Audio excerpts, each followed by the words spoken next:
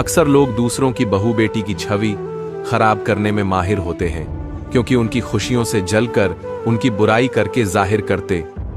जिस स्त्री को कभी प्यार दिया ही ना गया हो, जिस स्त्री को कभी रूठने पर मनाया ही ना गया हो, जिस स्त्री का मन कभी पढ़ा ही ना गया हो, जिस स्त्री को हमेशा तन्हा ही छोड़ा गया हो, उसका हर वक्त जिद्दी, परेशान और गुस्सा होना लाजमी है।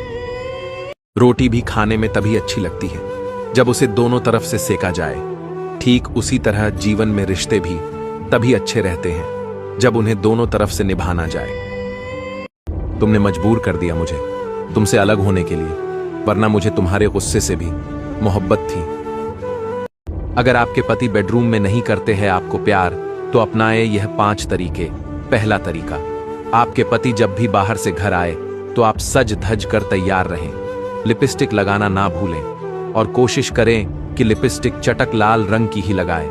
दूसरा, अपने पति के सामने अपने बाल खुले हुए रखें और दिन प्रतिदिन अपने बाल संवारने का स्टाइल बदलती रहें। तीसरा, पति के घर आने से पहले लाल रंग की साड़ी पहनकर रखें। पुरुष महिलाओं को लाल रंग की साड़ी में देखकर उनके दीवाने हो जाते हैं। चौथा, बिस्तर में लाल रंग की चादर बिछाएं और थोड़ी सी गुलाब की पंखुड़ियां उसमें बिखेर दें। पांचवा, पति के सामने कोई अच्छा सा परफ्यूम लगाकर रखें और बार बार उनके सामने जाकर एक बड़ी सी स्माइल देती रहें। शादीशुदा लड़कियां यह वीडियो जरूर देखें। पतियों के ऑफिस जाने के बाद एक बार देवरानी और जेठानी के बीच कहासुनी हो गई और बात इतनी बढ़ गई कि दोनों ने एक दूसरे का मुंह तक ना देखने की कसम खा ली और अपने अपने कमरे में जाकर दरवाजा बंद कर लिया। थोड़ा समय बीतने पर जेठानी के कमरे के दरवाजे पर खटखट हुई। जेठानी थोड़ा ऊंचे स्वर में बोली, कौन है? बाहर से आवाज आई, दीदी मैं। जेठानी ने दरवाजा खोला और बोली, अभी तो तुम मुझसे कभी ना बात करने की कसमें खाकर गई थी, अब क्यों आई हो? देवरानी ने कहा, दीदी सोचकर तो वही गई थी, लेकिन मां की कही एक बात याद आ गई कि जब किसी से कुछ कहासुनी हो जाए तो उसकी अच्छाइयों को याद कर लेना, और मैंने भी वही किया और मुझे आपका दिया हुआ प्यार ही प्यार याद आया और मैं आपके लिए चाय लेकर आ गई। बस फिर क्या था, दोनों रोते रोते एक दूसरे के गले लग गए और साथ बैठकर चाय पीने लगी।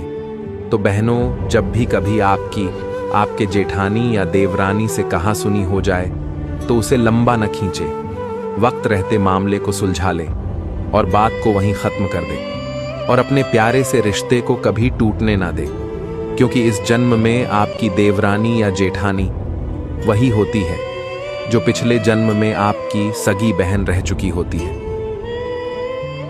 किसी को धोखा देकर यह मत सोचना कि वह कितना बेवकूफ था, बल्कि यह सोचना कि उसे आप पर कितना भरोसा था।